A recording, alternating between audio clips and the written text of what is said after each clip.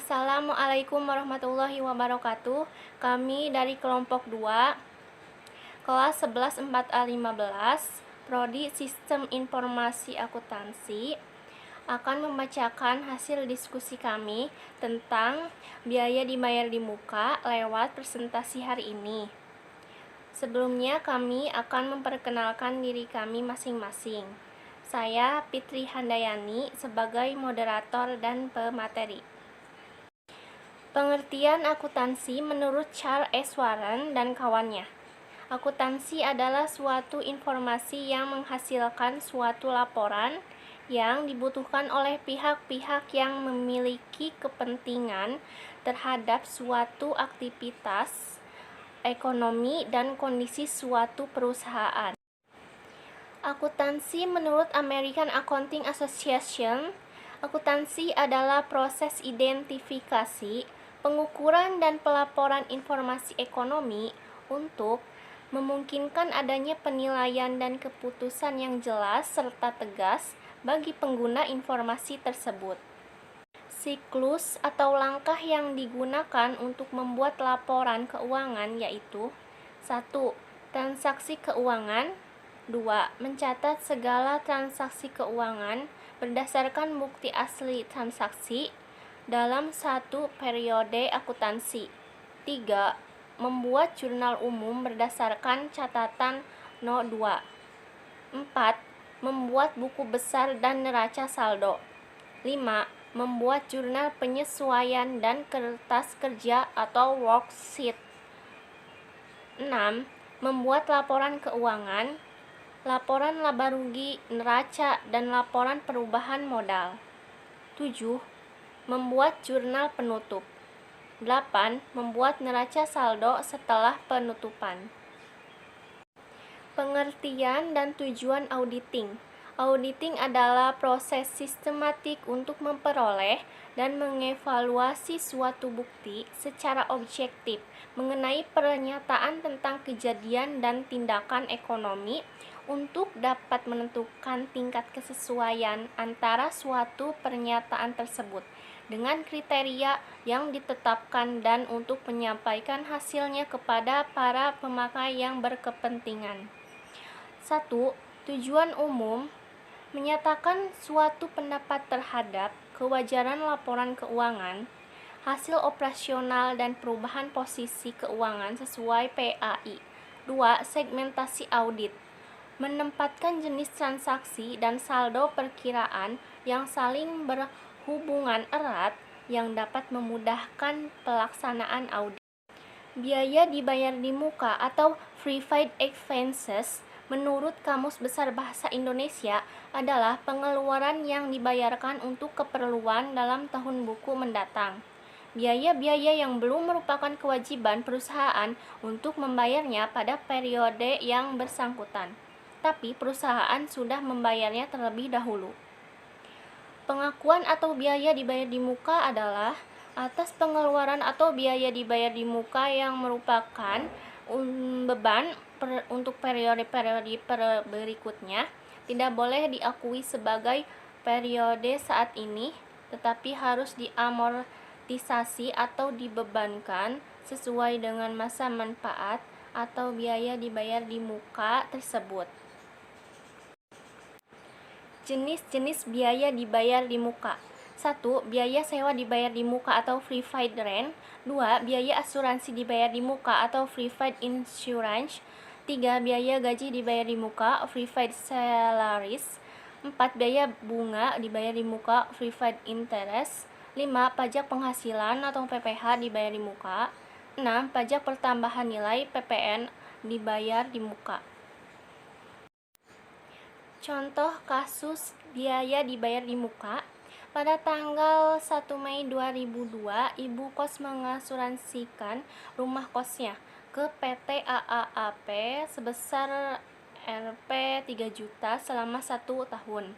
Penjelasan, asuransi rumah kos selama 1 tahun sebesar 3 juta dari tanggal 1 bulan 5 2002 sampai dengan 31 bulan 12 2002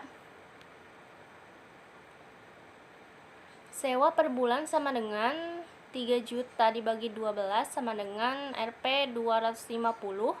Tahun 2002, tanggal 1 bulan 5 2002 sampai dengan 31 bulan Desember 2002 sama dengan 30 hari, 7 bulan, dibulatkan jadi 8 bulan.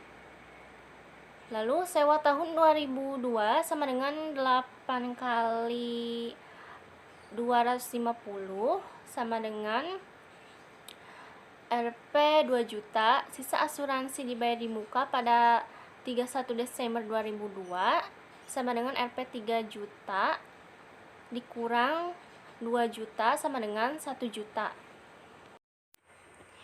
Studi kasus biaya dibayar di muka. Tanggal 2 bulan Januari 2011, Gedung Kantor Pusat Jalan Jenderal Sudirman nomor 20 lantai 9, Menara Sudirman Jakpus untuk 2 tahun, tanggal 1 bulan 1 2010 dan 31 bulan Desember 2011, nomor bukti BK 02 bulan 1 2011 yang jumlahnya Rp 225 juta. Di sini tanggal 5 bulan 3 2011, Rumah Direksi Jalan Damai No 20 sampai 25 Jakpus untuk 6 bulan, tanggal 1 bulan 3 2011 sampai dengan tanggal 31 bulan 8 2011, nomor bukti BK 1532, jumlahnya Rp 180 juta.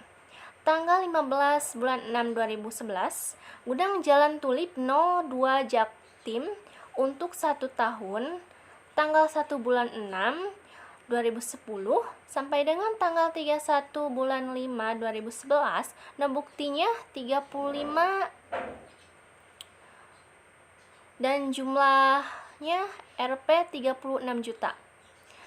Dan terakhir tanggal 10 bulan 10 2010, Gudang Jalan Bestari X No 12 Jakut untuk 6 bulan, tanggal 1 bulan 10 2010 sampai dengan tanggal 31 bulan 3 2011, no bukti BK 32X10 yang jumlahnya Rp 21 juta.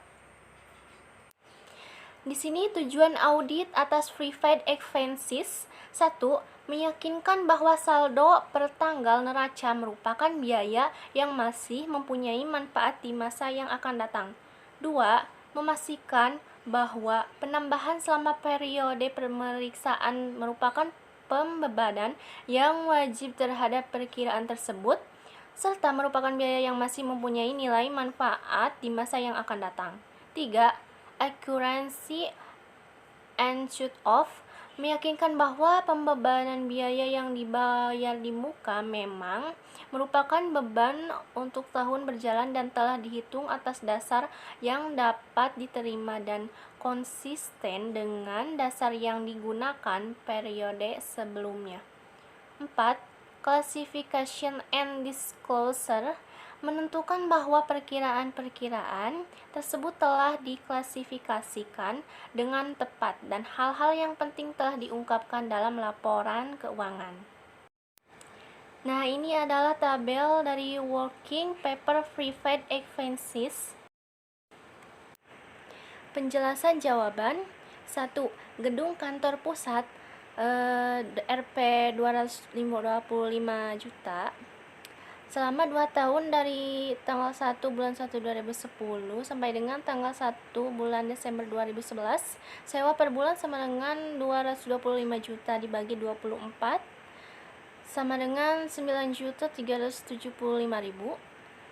Tahun 2010 dari tanggal 1 bulan 1 2010 sampai dengan tanggal 31 bulan Desember 2010 sama dengan 30 hari, 11 bulan dibulatkan jadi 12 bulan.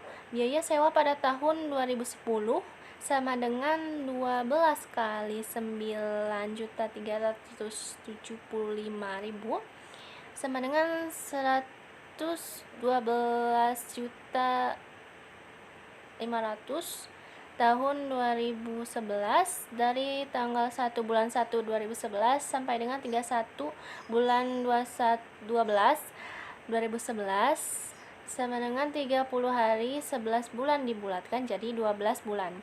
Biaya sewa pada tahun 2011 sama dengan 12 dikali 9.375.000 sama dengan 112.500.000.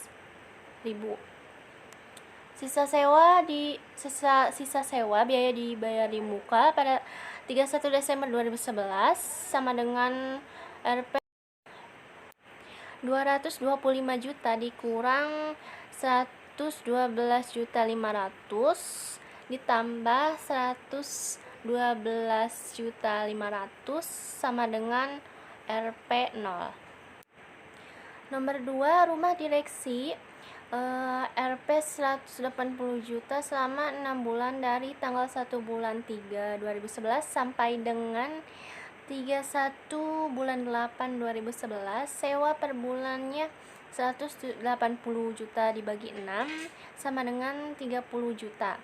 Tahun 2011 dari tanggal 1 bulan 3 2011 sampai dengan 31 bulan 8 2011 sama dengan 30 hari 5 bulan dibulatkan jadi 6 bulan. Biaya sewa pada tahun 2011 sama dengan 6 kali 30 juta sama dengan 180 juta. Sisa sewa biaya dibayar di muka pada tanggal 31 Desember 2011 sama dengan 225 juta diambil 180 juta sama dengan Rp 0. Not 3, gudang Jalan Tulip Rp 36 juta selama 1 tahun dari tanggal 1 bulan 6 2010 sampai dengan tanggal 31 bulan 5 2011. Sewa per bulan sama dengan 36 juta dibagi 12 sama dengan 3 juta. Tahun 2010 dari tanggal 1 bulan 6 2010 sampai dengan tanggal 31 bulan 12 2010 sama dengan 30 hari 6 bulan dibulatkan jadi 7 bulan. Biaya sewa pada tahun 2010 sama dengan 7 kali 3 juta sama dengan Rp 21 juta.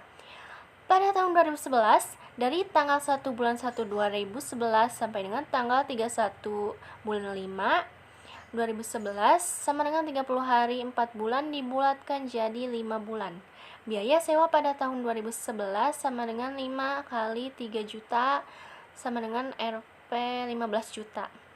Sisa sewa biaya dibayar di muka pada tanggal 31 Desember 2011 sama dengan Rp 36 juta dikurang Rp 21 juta ditambah Rp 15 juta sama dengan Rp 0. Nomor 4, gudang Jalan Bestari Rp 21 juta selama 6 bulan dari tanggal 1 bulan 10 2010 sampai dengan 31 bulan 3 2011. Sewa per bulan sama dengan 21 juta dibagi 6 sama dengan Rp 3.500.000 tahun 2010 dari tanggal 1 bulan 10 2010 sampai dengan tanggal 31 bulan Desember 2010. 30 hari 2 bulan dibulatkan jadi 3 bulan. Biaya sewa pada tahun 2010 sama dengan 3 kali 3.500.000 Rp 10.500.000. Tahun 2011 dari tanggal 1 bulan 1 2011 sampai dengan 31 bulan 3 2011 sama dengan 30 hari 2 bulan dibulatkan jadi 3 bulan. Biaya sewa pada tahun 2011 sama dengan 3 kali 3.500.000 sama dengan Rp 10.500.000. Sisa sewa biaya dibayar di muka pada tanggal 31 Desember 2011 sama dengan Rp 21 juta dikurangi 10.500.000 ditambah 10.500.000 sama dengan Rp 0. Oke, kesimpulannya adalah biaya dibayar di muka juga adalah biaya-biaya yang sudah dibayar di awal periode untuk pembayaran biaya sampai periode yang ditentukan. Sehingga biasanya Ada sebagian biaya yang dibayarkan di muka adalah biaya yang dibebankan pada periode yang akan datang. Perusahaan melaporkannya sebagai aset lancar ketika itu berkaitan dengan biaya yang diperkirakan akan dikeluarkan dalam 12 bulan ke depan. Dan itu diklasifikasikan sebagai aset tidak lancar ketika melebihi 12 bulan. Sekian dari penjelasan saya. Wassalamualaikum warahmatullahi wabarakatuh.